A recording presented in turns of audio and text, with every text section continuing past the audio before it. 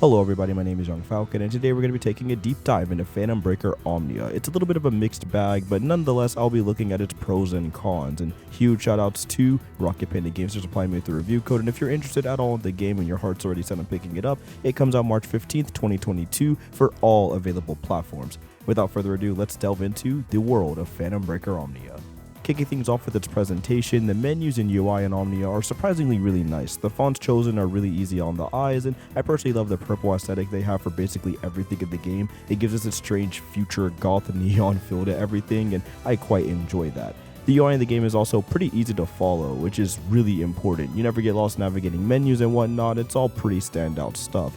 As for the music, mainly the original tracks, it's pretty standout. There's tons of little bangers in the game. The stage themes all sound really pleasing to the ears, and I overall liked how the stages themselves were designed too. They consist of like 3 parts, 3 rounds, and as you progress through each round, you basically travel through the stage you select. For example, you could start fighting out on a ship, but then you later fight on a dock, and later through a long hallway or something. It really gives the fights the sense of progression as you pummel your opponents through. Story mode is also pretty good, all things considered. It's got fully voiced cutscenes with playable fights in between, and there's up to 14 characters to choose for that cast. If your main happens to be missing from story mode, you have arcade mode, endless battle, time trials, and a slew of other single player content that adds to a lot of replayability, which in my opinion is a huge dub.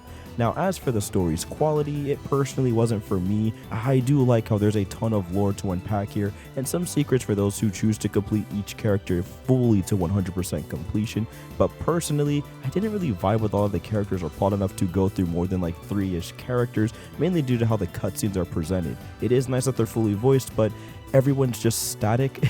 They just have one sprite, one emotion, one facial expression, and the dialogue itself will say things like character blushes or character does thing to kind of circumvent these issues. And again, it feels like a halfway step because like they almost have it, right? They have the fully voiced cutscenes, but they don't have any expressions for the characters you play as. They just are static. So they're putting in all this effort and there's nothing visually on screen to kind of reflect that, minus like maybe 1 or 2 CGs at the end of a story mode segment. And to me, it just doesn't hit at all, man. And again, the plot itself, it's very back and forth. I can't get too much into it due to spoilers, but the writing and the characters just didn't really do much for me, even when I tried to put it in like a Saturday morning cartoon lens. And sadly, this is where my critiques start to kick in. So if I sound a little bit harsh, I'm sorry about that in advance, but I gotta say and be honest with you guys and speak my truth, and let's get straight into it. So the roster is interesting to say the least. See, most fighting games have a consistent set of sprites or assets they use to make everyone look even on a playing field, but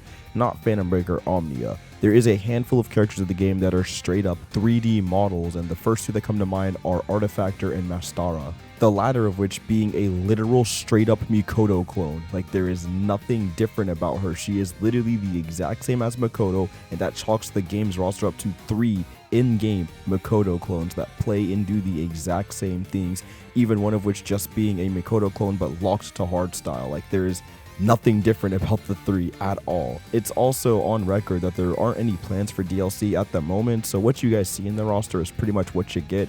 And like I said, there is a slew of characters in the game that just don't mesh tonally or visually with other characters. It's very jarring to see. I think Sophia is another character that comes to mind. Despite what I just said though, the roster is pretty diverse. Like, there is a lot of unique characters in here that all do their own things. It's mainly so that the gameplay systems themselves hold the characters back rather than the character's design philosophy, if that makes any sense. Allow me to elaborate. Now, for the core gameplay, it's got interesting ideals. There's 3 styles to choose from: quick, Omnia, and hard, each with their own benefits and drawbacks. Quick for more combos and a custom combo override at the cost of taking more damage, hard for barely any combos but you're gonna hit like a truck, and Omnia if you want to focus on stacking meter at the cost of not having the amount of functions and abilities that quick and hard styles have. Now, in concept, all of these are really cool ideals, but in execution, more often than not, I rarely feel them playing a factor in matches, and most people I played against just opted for quick mode since it lets you do the most stuff gameplay wise and keep it pretty much the most fun to play. And yeah, sadly, we gotta go there. Phantom Breaker Omnia after a while just stopped being a funny kind of jank and more of a frustrating one. Clashes just randomly happening when the game feels like it, so hits straight up don't connect, allowing for people to block random things for free. This is also predominantly due to auto blocking, which is a feature in the game where if you don't touch or move your stick at all or press any buttons, you'll just straight up auto block. And that means there's plenty of instances where people will just dash up, clash and go into auto blocking for no reason, which makes the gameplay a bit more janky than it already is. The dodge and parry mechanic also feels a bit on the finicky side, making it really hard to punish after a well-earned parry. Now this is mainly a quick style complaint, but I feel like there's this weird end lag at the end of you running up and parrying something or maneuvering through something, and it leaves you open more often than not, rather than making it a reward for you to get in on a wall of projectiles, because you're just stuck in this weird state where you can't get hit and they can't hit you, and then they're just going to time it and keep throwing projectiles and keeping you at bay. So it kind of causes you to take that decision to just kind of jump and block rather than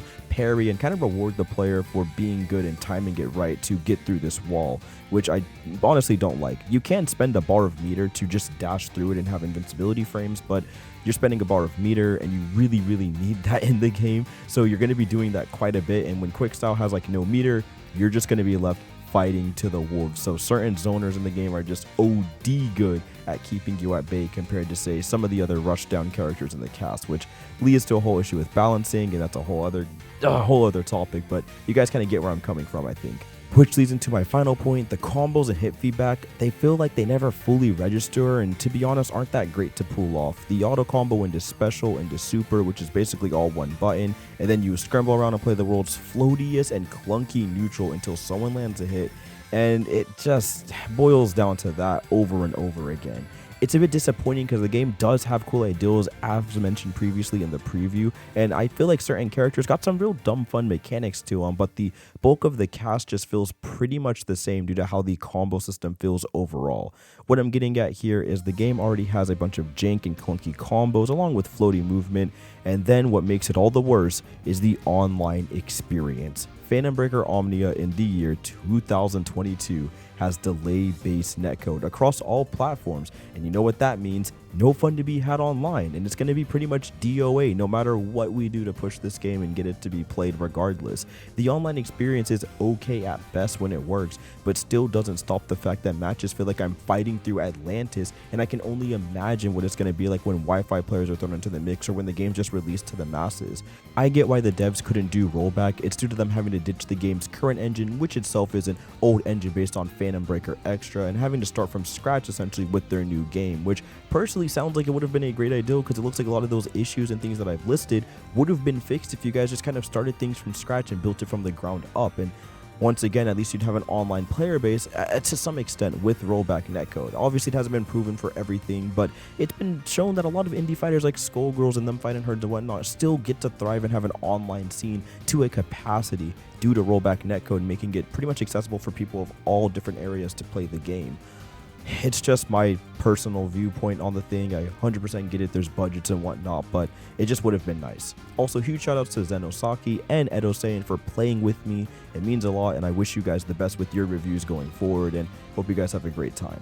So that's going to do it for my Phantom Breaker Omnia review. It's either going to be a jank fest you fall in love with and find a bit of appreciation towards, or a game you're not going to be fond of, and sadly for me personally, after a fair amount of hours with the demo and the main game, I just got annoyed with it relatively fast. And on a side note, the PC version in terms of controller support is jank beyond belief. I couldn't get my right trigger, left trigger to map at all, and it kept trying to use them as like L3 and R3 on my controller. Like, there's so many just tiny weird things like that that just throw me off. The movement itself was kind of clunky enough for me not to enjoy it, because it feels like all the characters have these weird heavy weights on. The combat just got a bit stale, and it's a little clash heavy for my taste, and never really makes sense when I'm clashing. Like, I don't know why dashing into moves clashes and doesn't give me the dodge. Like, it's weird. And it felt like even when things connected, it just didn't feel satisfying to land. And on a subjective note, the story, while being very in-depth with lore, and I can respect that along with its world building, its plot and characters just weren't that engaging to me personally. That being said, I really hope the game can fix up some of those hit detection issues and clean up just a little bit of the jank to make it a slightly more enjoyable experience, and I could see this becoming a pretty awesome Discord fighter, and there's still a lot of tech and whatnot to discover as the game progresses. Overall, just not a game for me personally, but I do still recommend it if you're just looking for an awesome single player experience, or you just want a cool fighting game to play on the go, like for the Switch. This game's like perfect for that. Kind of like Blade Strangers back in the day, if anyone remembers that. Anyways, that's going to do it for today's video. Thank you all so much for watching, and once again, thank you to Rocket Panda for sending me the review code. I wish you all the best, take care of yourselves, and of course, I'll see you on the next one. Peace.